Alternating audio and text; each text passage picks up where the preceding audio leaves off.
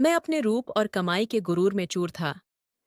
पिताजी ने जब मेरी शादी एक साधारण सी दिखने वाली सांवली लड़की से तय कर दी, तो मेरा मन विद्रोह कर उठा। वो मुझे एक आंख नहीं भाती थी। पिताजी के गुजरते ही मैंने माँ और बहन के बहकावे में आकर उस पर वो सारे सितम किए जो मैं कर सकता था। एक रात वो मेरे बेटे को अपनी गोद में लेकर चुपचाप घर से निकल गई और कुछ ही दिनों में तलाक के कागज भिजवा दिए। मैंने सोचा, अच्छा ही हुआ, अब ठोकरें खाएगी तो अक्ल ठिकाने आएगी। लेकिन एक दिन जब मैं बरसों बाद अपने बेटे से मिलने उसके दरवाजे पर पहुंचा, तो अंदर का नजारा देखते ही मेरे पैरों तले जमीन खिसक गई। मेरा नाम राधा है। मैं अपने माता पिता के साथ भोपाल शहर में रहती थी। मेरी माँ का निधन तब हो गया जब मैं सिर्फ 8 साल की थी। उसके बाद पापा ने दूसरी शादी कर ली। वे चाहते थे कि मैं अच्छी पढ़ाई करूं, इसलिए उन्होंने मुझे एक अच्छे स्कूल में दाखिला दिला दिया। जैसे जैसे मैं बड़ी हुई, मैं पढ़ाई में डूब गई। मेरी सौतेली माँ ने कभी मुझे प्यार नहीं दिया। वह मुझसे हमेशा अलग व्यवहार करती। उसका स्वभाव ज्यादातर गुस्से वाला रहता। सौतेली माँ के आने के बाद पापा भी बदल गए। अब वे सिर्फ उसी पर ध्यान देते, मुझे नजरअंदाज कर देते। सौतेली माँ को मेरी सफलता बिल्कुल पसंद नहीं थी, लेकिन मैं आईपीएस अफसर बनने का सपना देखती। मैंने यूपीएसएससी की तैयारी शुरू कर दी। कॉलेज में सभी लड़के लड़कियां मेरी तारीफ करते, क्योंकि मैं कॉलेज में टॉप पर आ चुकी थी। इसी बीच मेरा रिश्ता आया। मैंने पापा को यूपीएसएससी की तैयारी के बारे में नहीं बताया, क्योंकि वे ज्यादा पढ़े लिखे नहीं थे और इसकी जानकारी कम रखते। जब एक अच्छे परिवार से रिश्ता आया, तो पापा ने तुरंत हाँ कर दी। लड़के वाले ने मेरी खूबसूरती देखकर कहा कि वे मुझे अपनी बहू बनाना चाहते। मैंने पापा से बार बार कहा कि मैं शादी नहीं करूंगी, लेकिन सौतेली माँ ने मेरी बातों को तोड़ मरोड़ कर पापा से कहा कि इतना अच्छा रिश्ता होने पर भी तुम्हारी बेटी मना क्यों कर रही। उन्हें शक हुआ कि शायद तुम्हारी बेटी का किसी से गलत रिश्ता हो। पापा ने उनकी बात मान ली और गुस्से में मुझसे पूछा कि क्या ये सच है। मैंने कहा, पापा, ऐसा कुछ नहीं। मेरा किसी से कोई प्यार का रिश्ता नहीं। मैं सिर्फ अपनी पढ़ाई पर ध्यान दे रही हूं। लेकिन उन्होंने मेरी बात नहीं मानी और कहा कि लड़कियां ज्यादा पढ़ाई न करें। अब बस हो गया, अब शादी कर लो। मेरी सारी गुहार बेकार गई और मेरा शादी राजेश नाम के शख्स से तय हो गई। मेरा सपना टूट गया। मेरा एग्जाम का प्रयास अधर में लटक गया। अगर मैं एग्जाम दे पाती, तो शायद मेरा मकसद पूरा हो जाता। अब मुझे ससुराल में जाकर वहां के लोगों का दिल जीतना था। मैंने इसे अपना नया लक्ष्य बना लिया। मेरे ससुर ने मुझे स्वीकार किया था। वे मेरे पापा के पुराने दोस्त थे। मेरी सास को मैं पसंद नहीं आई, लेकिन बेटे की खुशी के लिए उन्होंने मुझे घर की बहू के रूप में स्वीकार कर लिया। शादी के बाद मुझे पता चला कि मेरी सास ने पहले ही अपने बेटे के लिए अपनी पसंद की लड़की चुन रखी थी। शादी के शुरुआती दिन मेरे पति और ससुराल में खुशी से बीते, लेकिन सास और ननद का मेरा साथ बुरा था। ससुराल में सारे घर के काम मुझसे करवाए जाते।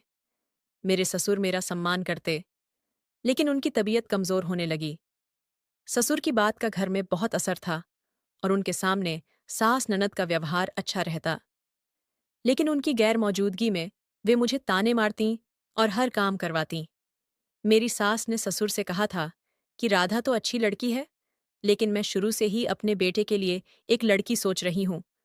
उसका राधा से तुलना न हो। फिर हमारा बेटा तो हाई एजुकेटेड है और अच्छी कमाई करता। ऐसे बेटे के लिए लड़की भी कम ही मिलती। उसके बाद ससुर ने बीवी की बात को इग्नोर कर कहा, मुझे तो राधा ही सही लगी और राजेश की शादी राधा से ही मैं धूमधाम से करूंगा। ससुर के मुताबिक ही सब हुआ। उन्होंने मेरे और राजेश की शादी बड़े धूमधाम से की। शादी के बाद शुरू में सब शांतिपूर्ण था, लेकिन शादी के बाद मेरी पढ़ाई पूरी तरह बंद हो गई, क्योंकि पति चाहते थे कि मैं घर को अच्छे से संभालूं। इसलिए मैंने घर के कामों के अलावा बाकी चीजों से ध्यान हटा लिया। मैंने पूरा कोशिश किया कि घर के सब खुश रहें। मैंने सास और ननद को हमेशा इज्जत दी। ननद को मैंने बड़ी बहन का दर्जा दिया और सास को माँ जैसा प्यार दिया, लेकिन सास को मेरी अच्छाई हमेशा नकली लगती। उन्हें मेरी सबके साथ मोहब्बत बर्दाश्त नहीं होती, इसलिए वे अपनी बेटी के साथ मिलकर मुझे पति ससुर के सामने बेइज्जत करने की कोशिश करती रहतीं। एक बार जब मैं मायके गई थी, सास और ननद को मौका मिला। वे मेरे पति के पास जाकर बोलीं, राजेश बेटा, तुम तो पढ़े लिखे और मॉडर्न हो, इस राधा की तुमसे तुलना न हो। तुरंत मेरी ननद भी बोली, हाँ भैया, मैं तो चाहती थी कि मेरे इकलौते भाई के लिए कोई मॉडर्न भाभी आए, लेकिन पापा ने राधा से तुम्हारी शादी कर दी और तुम्हारा करियर बर्बाद कर दिया। कहाँ तुम इतने स्मार्ट और हैंडसम, कहाँ वो सादा दिखने वाली। मेरे पति ने उस वक्त अपनी माँ बहन से चुप रहना चुना, लेकिन उनकी सोच पर असर पड़ा। धीरे धीरे राजेश का मेरा साथ सख्त और उदासीन हो गया। वे छोटी छोटी बातों पर मुझे डांटते, ताने मारते और कभी कभी मारने भी लगे। मारना उनके लिए आम हो गया। मैं अपने पति के इस बदले रूप को बर्दाश्त न कर पा रही। मैंने कई बार पति से बात करने की कोशिश की, लेकिन उनका जवाब हमेशा गुस्से भरा होता। मुझे पता न था कि पति को सास ननद ने भड़काया है, जिसकी वजह से वे ऐसा कर रहे। मैं सीधे दिल से सास के पास गई कि वे अपने बेटे को समझाएं, लेकिन उन्होंने मेरी बात सुनकर कहा, बहू, पति पत्नी के बीच ऐसी छोटी मोटी बातें होती ही रहतीं, इन्हें ज्यादा न बढ़ाना चाहिए। तीसरे व्यक्ति के सामने रोना धोना बंद करो और अपने कमरे में ही सुलझा लो। मेरी शिकायत ननद ने तुरंत भाई को बता दी। उसने कहा, भैया, भाभी माँ के पास तुम्हारी शिकायत ले गई। इस पर भी पति ने मुझ पर तेज गुस्सा निकाला। मैं सास का जवाब सुनकर हैरान हो गई। उन्होंने तो खुद को बेकसूर साबित कर दिया, लेकिन ससुर हालात को अच्छे से समझते थे। वे हमेशा बेटे को अकेले में समझाते, लेकिन पति एक कान से सुनते और दूसरे से निकाल देते। इधर ससुर को दिल का मरीज था। एक दिन उन्हें दिल में तेज दर्द हुआ। इससे पहले कि घरवाले उन्हें हॉस्पिटल ले जाएं, उनका निधन घर में ही हो गया। उनके जाने के बाद पति को पूरी आजादी मिल गई। सास और ननद भी अपनी मर्जी से काम करने लगीं। शादी के करीब 1 साल बाद मैंने एक बेटे को जन्म दिया। मुझे लगा कि अब पति का स्वभाव सुधर जाएगा, लेकिन ये मेरी गलतफहमी थी। अब हर शाम पति शराब पीकर घर लौटने लगे। मैं दरवाजा खोलती तो उनके मुंह से शराब की तेज बदबू आती। मेरा बच्चा बेटा था। मैं दिन भर घर के काम करती और रात को बेटे आर्यन के साथ जागती, लेकिन पति को इससे कोई फर्क न पड़ता। जब भी मैं पति से कहती कि आप इतनी रात तक बाहर क्यों रहते हो और शराब क्यों पीते हो, कम से कम कुछ सोचो तो, पति ने मेरे बाल पकड़कर कहा, मैं जो चाहूं वो करूं, तुझे इससे क्या मतलब? तू घर में क्या करती है? बस खाना बनाती और बच्चा संभालती। तुझे मेरी कीमत समझनी चाहिए। तू मेरे घर में रहती है, मेरी संपत्ति पर निर्भर है और मुझे ही लेक्चर देती। उस दिन मैंने हिम्मत जुटाकर पति से ये कहा, लेकिन उसके बाद मैंने कभी पति से कुछ न कहा, क्योंकि उस दिन पति ने गुस्से में पास रखा बर्तन जमीन पर फेंक दिया और मेरे बाल खींचकर मुझे जमीन पर धकेल दिया। पति के इस व्यवहार से मैं बहुत दुखी हो गई। पूरी रात रोते हुए कटी। अगली सुबह जब पति सो रहे थे और मैं किचन में खाना बना रही, तभी ननद किचन में आकर बोली, अरे भाभी, रात को क्या भैया से झगड़ा हुआ? मुझे गालियां सुनाई दीं। ननद हंसते हुए ये कह रही। मैं अपने काम में लगी थी और मैंने उसे चुप रखा, तो वह बोली, मैं तो पहले ही कहती थी कि तुम इस घर के लायक नहीं, न पति को संभाल पाती हो न घर को। मैंने ननद से कहा, कृपया प्रिया, मैं पहले ही बहुत परेशान हूं। मैंने धीमे स्वर में कहा। उसने कहा, परेशान तो भैया तुम्हारी वजह से हैं। तुमने उनकी जिंदगी बर्बाद कर दी। ये कहकर वह अपना नाश्ता करके किचन से चली गई। मैं बाकी कामों में लगी थी। जल्दी ही पति के उठने से पहले सारे काम खत्म करना चाहती। थोड़ी देर बाद पति की सख्त आवाज वाली पुकार आई, राधा। अरे राधा, कहाँ गायब हो गई? मैंने तुरंत कहा, जी मैं आ रही हूं। किचन का काम छोड़कर मैं जल्दी कमरे में गई। मेरी सांसें तेज हो रहीं। मैंने जल्दी साड़ी के पल्लू से हाथ पोंछे और कमरे पहुंचने से पहले ही पति ने फिर तेज आवाज की, तुम्हें सुनाई नहीं देता? मैं कल्पना में कहाँ जी, क्या हुआ? राजेश बोले, तुम्हें कितनी बार कहा कि मेरी पहली पुकार पर तुरंत आ जाओ। उनके हाथ में कुर्ता था। उन्होंने वो कुर्ता मेरी आंखों पर फेंक दिया और कहा, जल्दी इसे आयरन कर दो, मुझे ऑफिस जाना है। मैंने तुरंत पति का कुर्ता उठाया और आयरन करने लगी। वे नहाने के लिए बाथरूम गए। थोड़ी देर बाद उनकी पुकार आई, राधा, तौलिया कहाँ? जल्दी ला दो, मुझे लेट हो रहा। मैं आयरन छोड़कर दौड़कर तौलिया लाई। बाथरूम के दरवाजे पर पहुंचकर मैंने तौलिया नीचे फैलाया। लो जी, राजेश ने तेज स्वर में कहा। ये भी हर बार याद दिलाना पड़ता क्या? उन्होंने तौलिया खींचते हुए कहा। मैं मुड़ने के लिए पलटी तो मेरा पैर बिस्तर के किनारे से ठोकर खाया। मैं दर्द से कराही, लेकिन जल्दी आयरन की जगह पर पहुंची। जैसे ही मेरी नज़र कुर्ते पर पड़ी, मैं स्तब्ध हो गई। कुर्ते का एक हिस्सा जल गया था। मैं डर गई और सोचा अब क्या होगा। मेरा शरीर कांप रहा। इतनी देर में बाथरूम का दरवाज़ा खुला और पति बाहर आए। बोले, मेरा कुर्ता तैयार? जैसे ही उनकी नज़र जले कुर्ते पर गई, उनकी आंखें गुस्से से लाल हो गईं। उन्होंने कहा, तुमने ये क्या बला बुला दी? ये मेरा फेवरेट कुर्ता था। मैंने कहा, माफ करना, गलती से हो गया। तुरंत पति ने चिल्लाकर कहा, तुमसे एक काम भी ठीक से नहीं होता। मैं वहीं खड़ी रो रही। इतनी देर में सास गरजते हुए कमरे में आई। बोली, अरे बेटा, एक कुर्ता ही तो जल गया।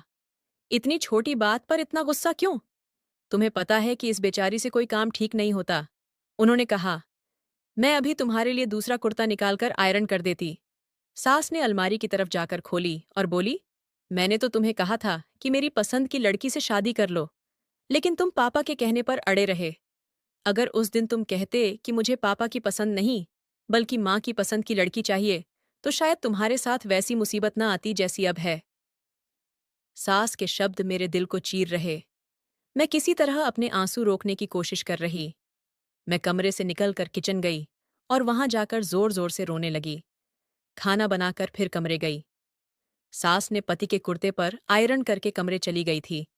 मैंने उन्हें खाना दिया और हिम्मत जुटाकर बोली, आप मुझ पर इतना गुस्सा क्यों करते? मैं मानती हूं कि मेरी गलती हुई, लेकिन आप मुझसे शांति से भी बात कर सकते थे। क्या ये चिल्लाना जरूरी था? ये सुनकर पति ने मुझे घूरा और कहा, इसमें भी मेरी गलती है। मैंने कहा, नहीं, आपकी कोई गलती नहीं। लेकिन पति का चेहरा देखकर मेरी आवाज कांप गई। वे बोले, अच्छा, अब तुम मुझे सिखाओगी कि मेरा व्यवहार कैसा हो। इतनी देर में उन्होंने मेरे बाल पकड़ लिए। मैं तेज आवाज में चीखी, छोड़ दो मुझे, दर्द हो रहा। मैंने मुश्किल से उनकी पकड़ से बाल छुड़ाए। मैंने कहा, मैं भी इंसान हूं। ऐसा व्यवहार बर्दाश्त करने की मेरी हिम्मत नहीं। मेरी आवाज रोते हुए हो गई। पति का गुस्सा चरम पर था। वे चिल्लाकर बोले, अच्छा, क्या करोगी तुम? बता, बताना। ये कहते हुए उन्होंने मेरे मुंह पर जोरदार थप्पड़ मारा। थप्पड़ की आवाज पूरे घर में गूंज गई। मेरा सिर घूमने लगा। मैं सदमे में आ गई। मेरी आंखों से आंसू बहने लगे, लेकिन मैं चुप रही। दरवाजे पर खड़ा मेरा 6 साल का बेटा ये सब चुपचाप देख रहा। उसके मासूम आंखों में पापा की इस हरकत से डर था। वह दौड़कर मेरे पास आया। मैंने उसे गले लगा लिया। उसने कहा, पापा, आप माँ को मत मारो। मेरे बेटे की आवाज कांप रही थी। पति गुस्से में बोले, अपनी माँ की तरह तू भी ज्यादा बोलने वाला हो गया। लगे हाथ आज तेरी भी सीधी कर देता। वे कहते हुए जैसे ही राजेश बेटे पर हाथ उठाने लगे, मैं उनके सामने आ गई। मैंने कहा, नहीं, आप मेरे बेटे को छूने की कोशिश न करें। मेरी आंखों में गुस्सा और बेबसी थी। इधर राजेश गुस्से से उत्तेजित होकर मुझे गालियां देने लगे और कुछ पलों बाद कमरे का दरवाजा पटक कर बाहर चले गए। दरवाजे की तेज आवाज के बाद कमरे में एक अजीब सन्नाटा छा गया। मैं बेटे को गले लगाकर जोर जोर से रोने लगी। मेरा बेटा बोला, माँ, पापा आप पर इतना गुस्सा क्यों करते? वह बहुत डरा हुआ था। उसके किसी सवाल का जवाब मेरे पास न था। मैं सब सह सकती थी। कुछ सोचकर मैंने एक बैग में अपने और बेटे के कपड़े पैक किए और चुपके से मायके चली गई। जब मायके पहुंची तो मुझे लगा कि माँ बाप मुझे सहारा देंगे और मेरी तकलीफ समझेंगे। लेकिन जैसे ही मैंने सौतेली माँ और पापा को पूरी कहानी सुनाई, उनकी प्रतिक्रिया ने मुझे अंदर से हिला दिया। लंबे समय तक माँ पापा कमरे में बात करते रहे। फिर बाहर आकर पापा ने गहरी सांस लेकर कहा, राधा, हर घर में छोटे मोटे झगड़े होते हैं। कभी गुस्से में आवाज तेज हो जाती, लेकिन इसका मतलब ये नहीं कि इसे बढ़ाया जाए। तुम्हें समझना चाहिए। पापा से मुझे ऐसी उम्मीद न थी। मैं सब चुपचाप सुन रही। तभी सौतेली माँ आगे बढ़ी और बोली, देख राधा, औरत का असली घर तो ससुराल ही होता। अब तुम झगड़ा करके यहाँ आ जाओगी तो समाज में हमारी इज्जत क्या बचेगी? किसी तरह अपनी घर गृहस्थी चला लो। मैंने कांपते स्वर में कहा, लेकिन पापा, मैं उस नर्क में फिर न जाऊंगी। पापा ने गुस्से में जवाब दिया, बस अब बहस मत करो। राधा, हम तुम्हारे भले के लिए ही कह रहे। कल सुबह तुम फिर अपने घर जाओगी। वहां जाकर फर्ज निभाओ और शांत दिमाग से काम करो। गुस्से में लिया फैसला हमेशा गलत होता। उस रात मैं बहुत रोई, न सिर्फ दुख से, बल्कि पूरी रात छत को देखती रही। मेरे दिल में दर्द था। मेरी माँ तो सौतेली थी, लेकिन सगे पापा भी मेरी तकलीफ बर्दाश्त करने को तैयार न थे। अगली सुबह मैं चुपचाप बैग उठाकर ससुराल लौट आई। दरवाजा खोलते ही सास की पुकार सुनाई दी। अरे आ गई रानी, तेरे माँ बाप तुझे 2 दिन भी न संभाल सके। मैंने सोचा इनका जवाब देना बेकार है, इसलिए चुपचाप आगे बढ़ी। अब पति और सास को पता हो गया कि मायके में मुझे कभी सहारा न मिलेगा। पति का स्वभाव दिन ब दिन सख्त होता जा रहा। अब वे न सिर्फ शाम को शराब पीकर आते, बल्कि जानबूझकर माँ बहन के सामने मेरी बेइज्जती करते। एक दिन मेरा बेटा आर्यन बीमार हो गया। वह पूरी रात बुखार से तपता रहा। मैं बेटे की चिंता में रात जागी।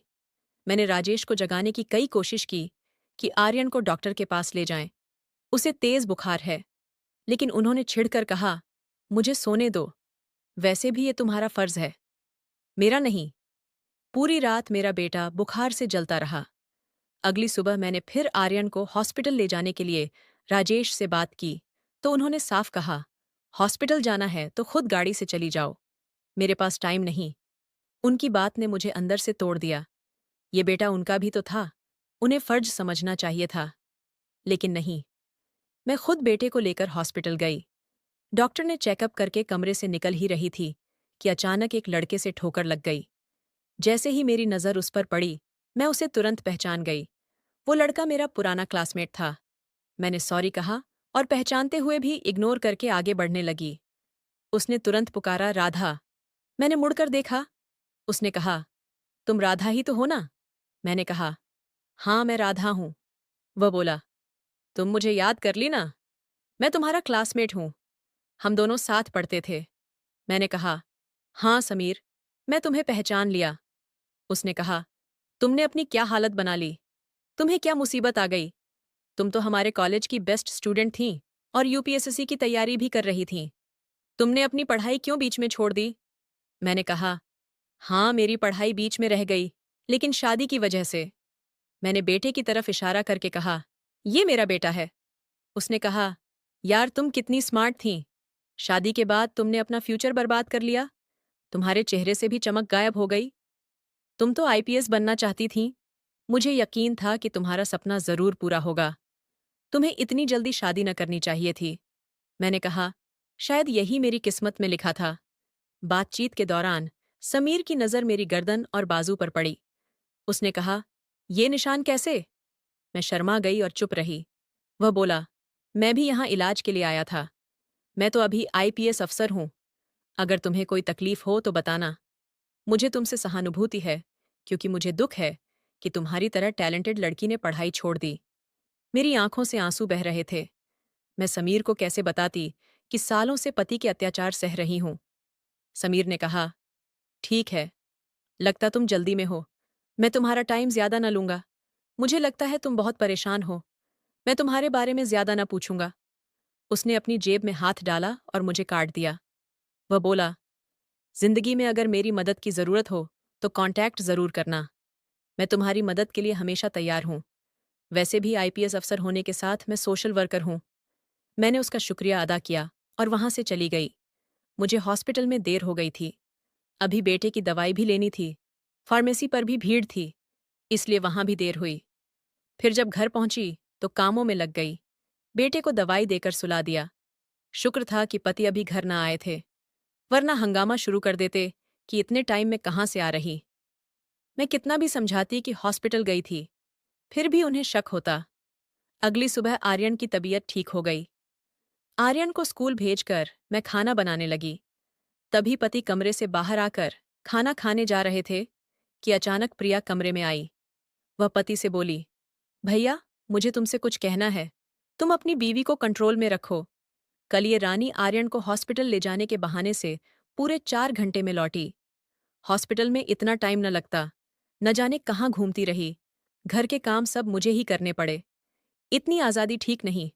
माँ भी बहुत गुस्से में थी। लेकिन तुम गुस्सा न करो, मैं तो बस बता रही हूं कि तुम्हारी पीठ पीछे ये कहाँ कहाँ घूमती। ये सुनते ही पति की आंखें आग की तरह जल उठीं।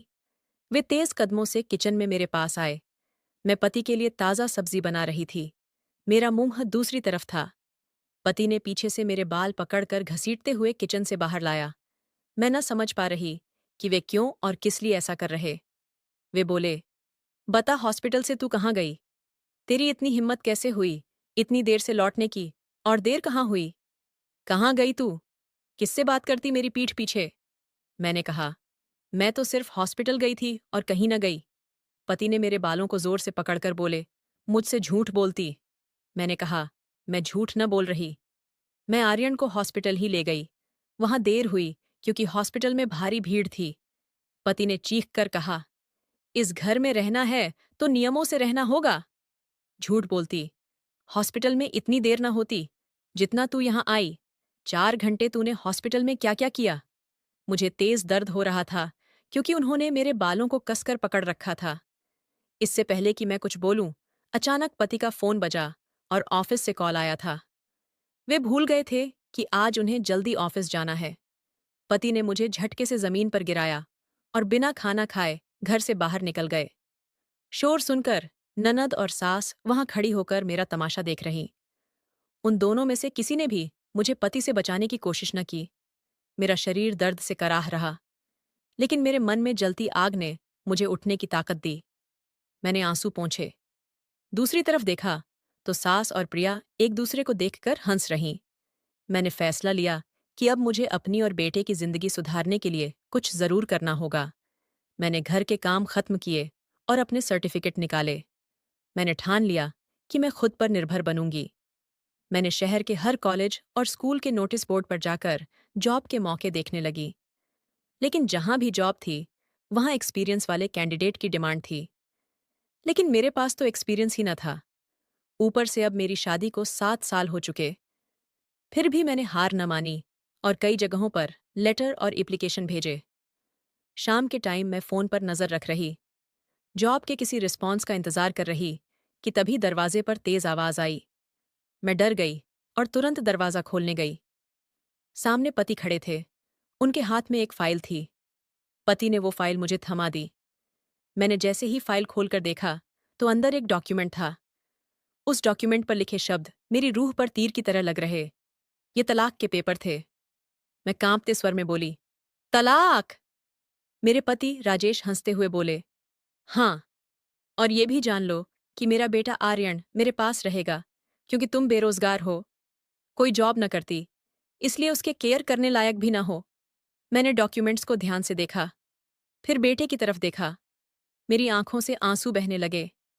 एक तरफ दिल किया कि जोर से रो लूं, दूसरी तरफ दिल किया कि पति के सामने कमजोर न दिखूं, बल्कि हिम्मत से खुद को संभालूं।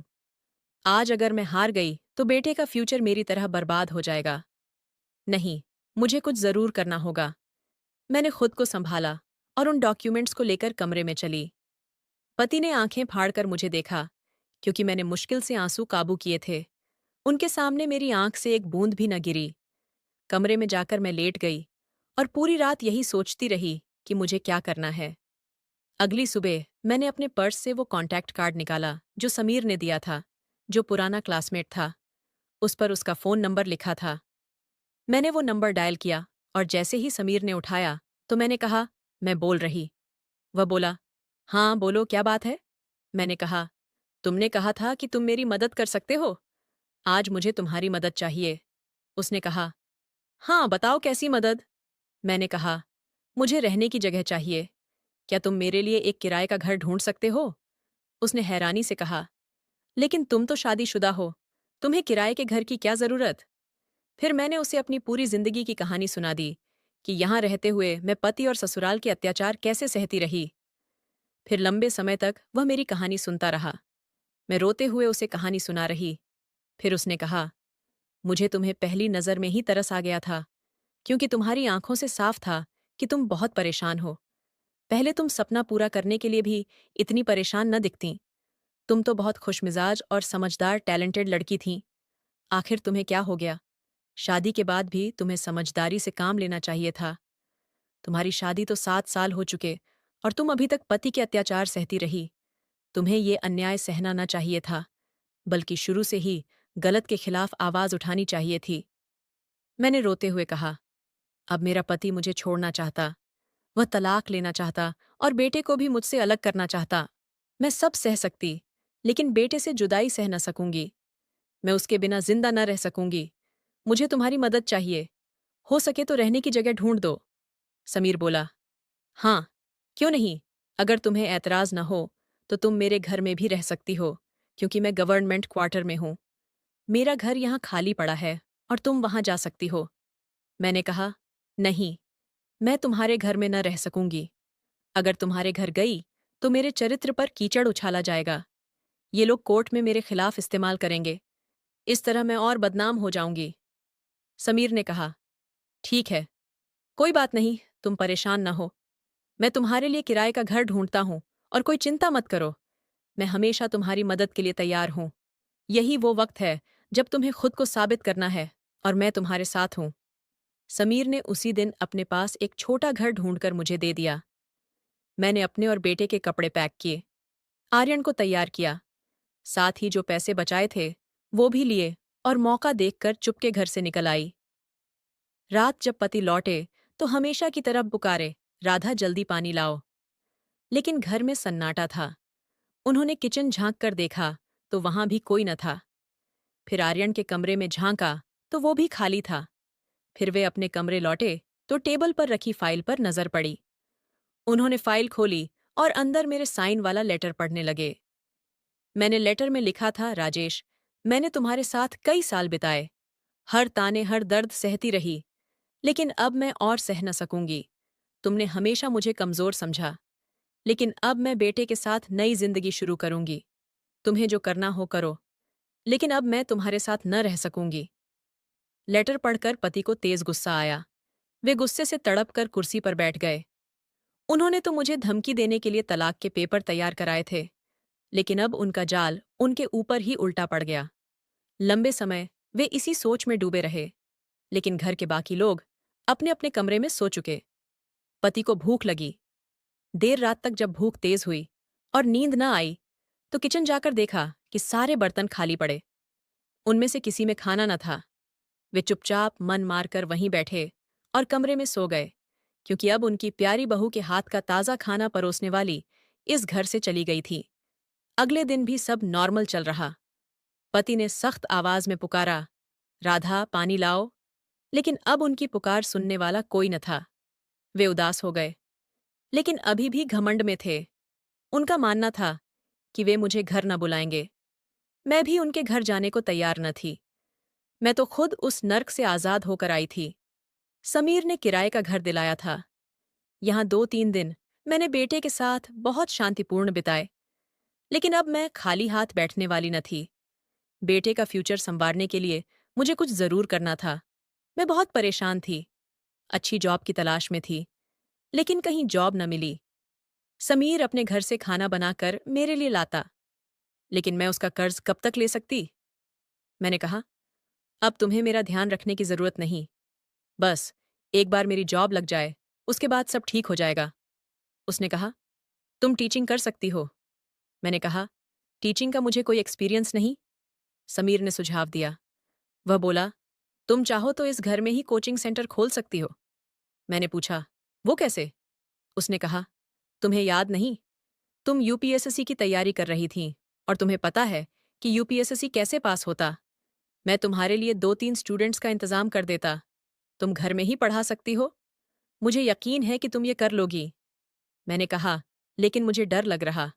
उसने कहा कि तुम्हें अपना बिजनेस रास्ता बनाना है, पैसे कमाने हैं, तो कुछ न कुछ करना होगा।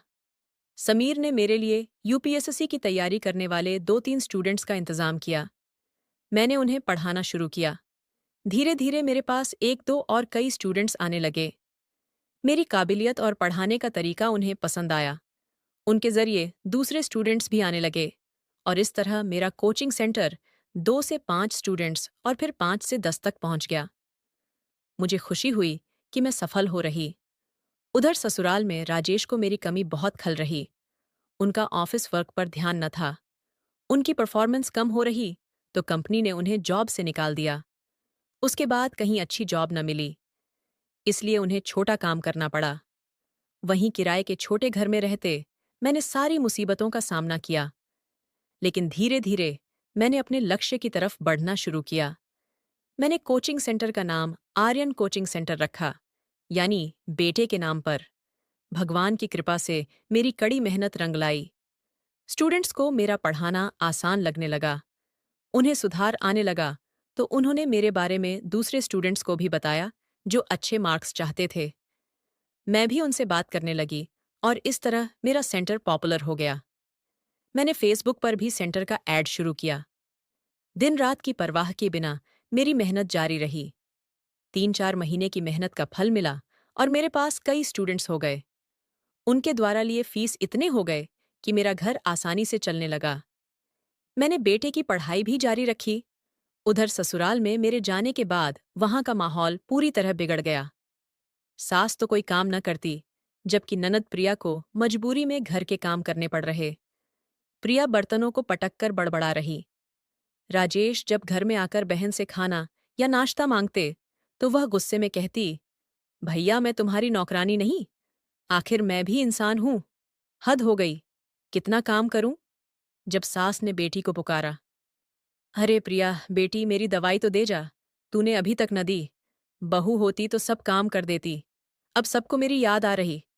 प्रिया ने मां से चिल्लाकर कहा, मैं कोई नौकरानी नहीं, अब किसी का काम न करूंगी। भाभी को ही फिर बुला लो, इससे पहले कि ये घर पूरी तरह बर्बाद हो जाए। तभी राजेश उत्तेजित होकर बोले, मैं उसे कभी न लौटाऊंगा।